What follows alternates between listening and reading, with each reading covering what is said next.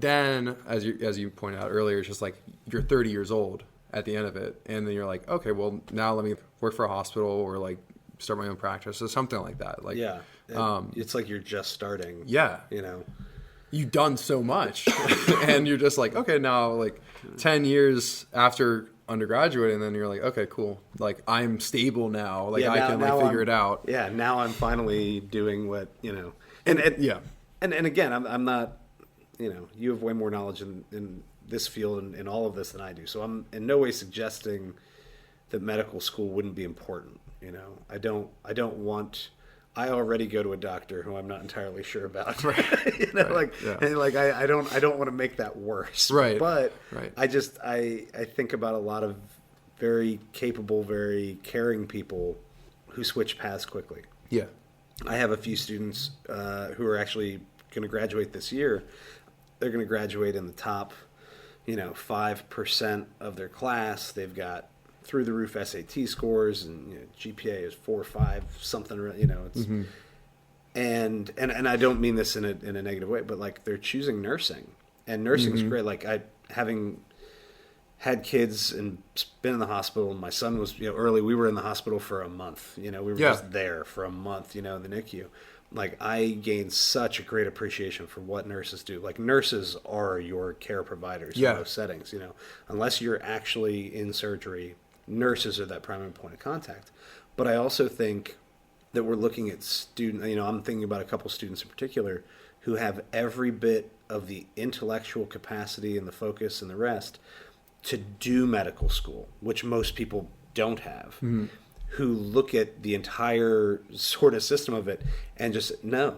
Yeah. And that's fine. Like, again, I think nurses are fantastic, and I think it's both admirable, and we need more of them, and they should be paid more. So I certainly wouldn't deter them from doing it. Right.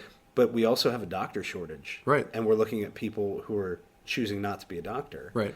And then, to what you're doing, at least for those kids, they're choosing early. But, if you're halfway through undergrad and you're making this decision, mm-hmm. you're making this switch, and maybe you don't even know what your options are. Right.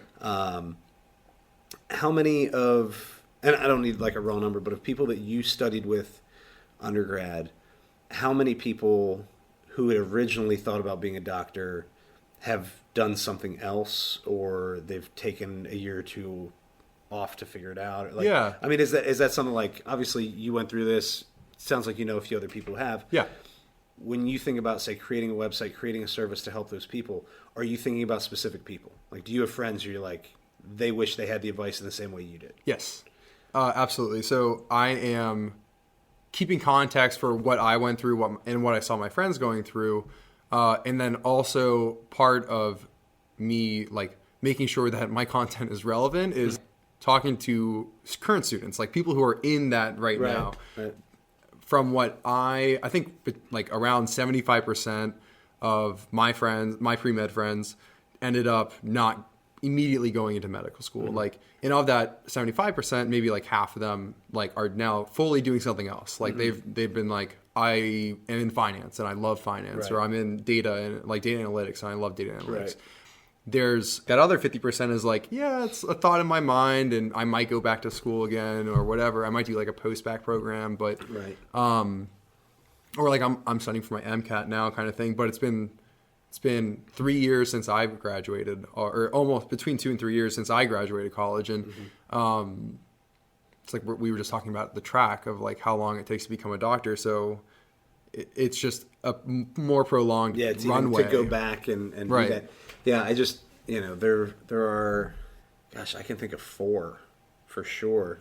I do a bunch of tutoring, usually at the libraries, and 4 students who I taught at Broad Run who are currently somewhere around that 3rd, 4th year studying for their MCAT, and I see them at the library here and there. Yeah. And it's like they're looking exhausted and very shy. I just head down over a book. Right. And they see me and get a little wave, or when my student leaves, I walk over, hey, how's it going? What's up?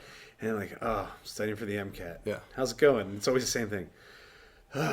Well, deep breath time. Yeah, mm-hmm. Well, it's coming up. I got, and they never say it's good or it's bad. They tell me how long they have. that's the one. That's the only thing I know for sure. Like, sometimes I think about it and I check in. How did it go? Or I just assume I'll hear later anyway. But how's it going? And 100% of the time you ask the question, this is how long I have until the test. Not that I'm doing well, not that I'm doing poorly. Yeah. I'm tired, I'm happy, I've got a month and a half. Right. it's like a prison sentence. What are we doing, you know? Yeah, exactly. I mean, I think, and this can be like more broadly just like human suffering in general. It's like if you're going through a hard time, you try not to think about in the moment pain. Right. You think about a month and a half from now, I will be okay. Yeah, this is going to be all right. I'm going to get through this. Yeah.